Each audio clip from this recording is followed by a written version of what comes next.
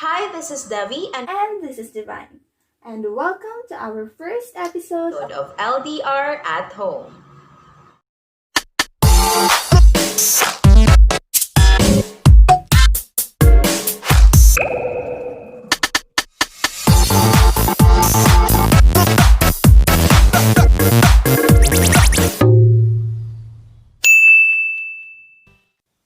Today. We are going to talk about Finnish mythology.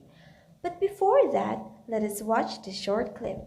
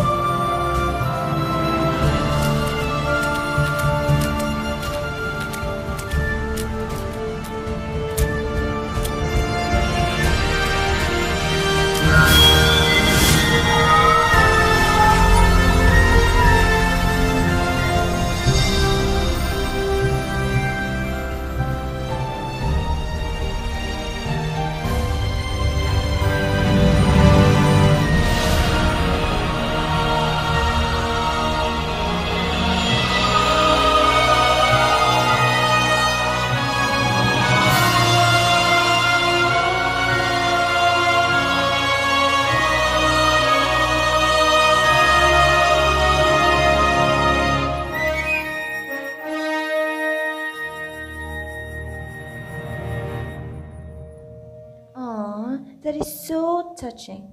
It is true that we do need to force ourselves to do things like what others do. You're right, Divine. Who knows? We are destined for something more. Anyways, don't you know that according to Finnish mythology, northern lights are formed by running foxes across the sky? Oh, now I know. And a little background about Finnish. It is relating to the Finns. Oh, not of the fish, but of the people and their language. Finland is a European nation bordering Sweden, Norway, and Russia. Its capital is Helsinki. Before, Finland was having a difficult time building their own identity, if they are of the Sweden's, Russia's, or Norway's. However, the Kalevala, their national epic, became the emblem of the nation's past, nationality, language, and culture, a foundation in which national identity was to be built. It played a great role in differentiating Finland from other neighboring countries. Finnish mythology, like that of many other cultures, tells the stories of gods and legendary heroes. Most of the myths date from pre Christian times and were passed from generation to generation by storytellers. A work called Kalevala, which the Finnish people consider their national epic, contains many of the legends. It is compiled by the Finnish scholar Elias Lönnrot in the early 1800s. The Kalevala is based on the traditional poems, songs, and incantations that Lönnrot collected over a long period of time. The word Kalevala, which means land of the descendants of Kaliva, is an imaginative region associated with Finland. The epic's 50 poems or songs, also known as cantos or runes, recount the stories of various legendary heroes, of gods and goddesses, and describe mythical events such as the creation of the world. And here are the major characters of Kalevala. Wainamoinen, one of the heroes in the Kalevala, is a wise old seer who can work magic through the songs that he sings. His mother is Ilmatar, the virgin spirit of air who brought about creation. Another great hero of the epic, Lemminkainen, appears as a handsome, carefree, and romantic adventurer, along with his companion Kura, another hero who joins his journey to Pohjola. Lemminkainen's wife Kyllikki was also mentioned, but it was unfaithful to him. Wainamoinen and Lemminkainen have certain experiences and goals in common. In their adventures, both men meet Louhi, the evil mistress of Pohjola, and both of them seek to wed Louhi's daughter, the beautiful maiden of Pohjola. A third suitor for the maiden's hand, Ilmarinen, is a blacksmith who constructs a sampu, a mysterious object like a meal that can produce prosperity for its owner. Youkahainen, an evil youth, challenges Wainamoinen to a singing contest. His sister Aino, who is offered in marriage to Wainamoinen, drowns herself rather than wed the aged hero. Another character, Kullervo, commits suicide after unknowingly raping his own sister. And Marhata, the last major character introduced in the Kalevala, is a virgin who gives birth to a king. And now, let us know more about the journey of these characters. The Kalevala begins with the story of Ilmatar, who descends from the heavens to the sea. During that time, a seabird lays egg on her knee. When she moves, the egg breaks, and the pieces form the physical world, the sun, and the moon. She then has a son, Vainamoinen, who begins life as a wise old man. Soon after Vainamoinen's birth, the evil Youkahainen challenges him to a singing contest. Vainamoinen accepts the challenge and wins the contest, causing Youkahainen to sink into a swamp. Fearing that he will drown, Youkahainen offers Vainamoinen his sister Aino in exchange for his rescue. Vainamoinen plans to marry Aino, but Aino refuses to marry the old man. When her mother tries to persuade her, Aino goes to the sea and drowns herself. Vainamoinen follows the girl and finds her in the form of a fish. He catches the fish, but she slips back into the water and escapes. Unhappy that he has lost Aino, Vainamoinen sets off for Pohjola in search for another wife. Along the way, Youkahainen, still bitter over losing the singing contest, shoots at the hero, but only hits his horse. Vainamoinen falls into the sea and escapes. He finally arrives at Pohjola, where the evil Louhi promises him her daughter, the maiden Pohjola, if he will build a magic sample for her. Unable to do this alone, Vainamoinen seeks help from Ilmarinen, the blacksmith. However, after Ilmarinen completes the sample, Louhi gives her daughter to him instead of Vainamoinen. The next section of the Kalevala recounts the adventures of the hero Lemminkainen, who marries Kyllikki, a woman from the island of Sari. But she is unfaithful to him, and he leaves her and goes to Pohjola to find a new wife. When he reaches his destination, Louhi promises him her daughter if he can complete several tasks.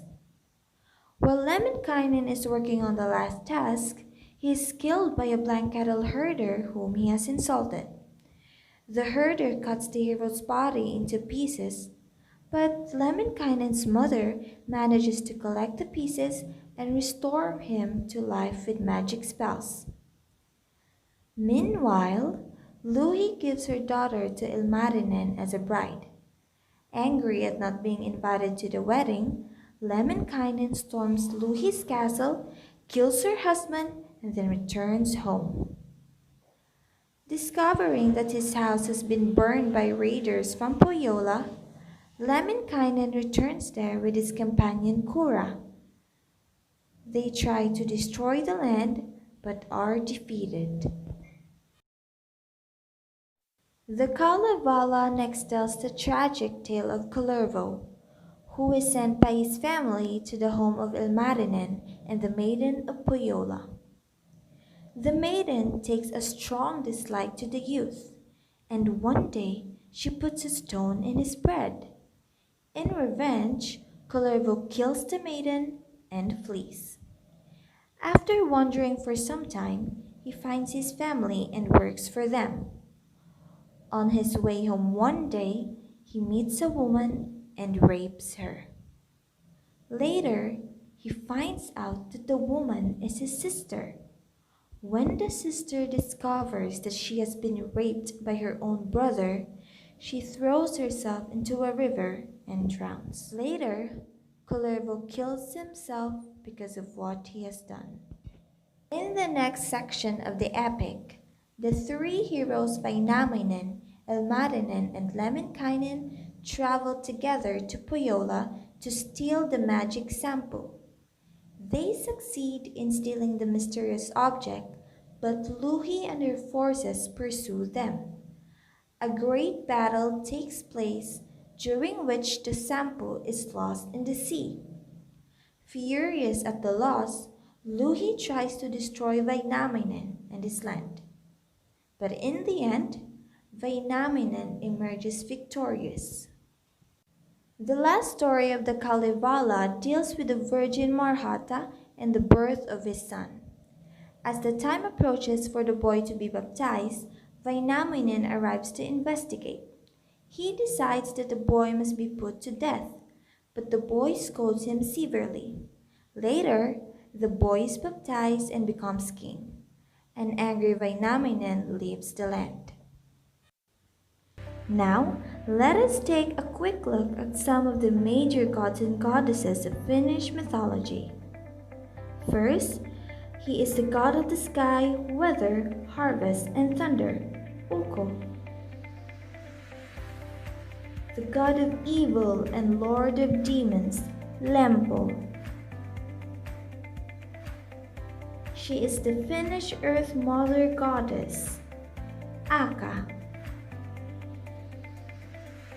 The Finnish death goddess, Kalma. She is the Finnish air goddess who is also a character at the Kalevala, Ilmatar. The Finnish water god, Ati. He is the Finnish nature god. His name is Tapio. The Finnish agriculture god, Pekko. And lastly, the Finnish underworld goddess, Tunitar. In this episode or lesson, you only have one task. It is to choose a character from the Kalevala that you think reflects yourself. Comment your answers in this post after watching this video. The Kalevala helped create a national identity for the Finnish people by presenting a common mythology filled with heroes and gods. The work also inspired many literary and artistic works by Finns and others. Among the most famous individuals to make use of the Kalevala was Finnish composer Jean Sibelius, who wrote a number of symphonies and other musical works based on its characters and tales. Another Finnish composer, Robert Kahanus, also created several pieces of music inspired by the Kalevala. And Finnish artist Akseli Gallen-Kallela painted many works based on its stories, such as this, and this. The American poet Henry Wadsworth Longfellow used the rhythmic patterns of the Kalevala as the basis for his poem entitled The Song of Hiawatha. Some of the scenes and events in the poem are modeled after the Finnish work as well. Despite being a sparsely populated place, thick with forests and littered with lakes, Finland has been amazingly persistent and creative with its mythology. For a mythology based on word of mouth, tale telling, Finland has better godly documentation than some other places we could mention. The gods of Finland, although thin on the ground, are firm folksy favorites with spinners of spooky tales. When Christianity came and spread, Finnish mythology didn't turn a hair. It just mixed the two together with extra tales around the fire. That sums up our topic for today. We hope you have learned something from Finnish mythology and will continue to explore the marvels of mythology and folklore around the world. Always remember, think and believe in magic. Keep safe and stay hydrated. See you on the next episode of LDR at home. Laden place thick with fur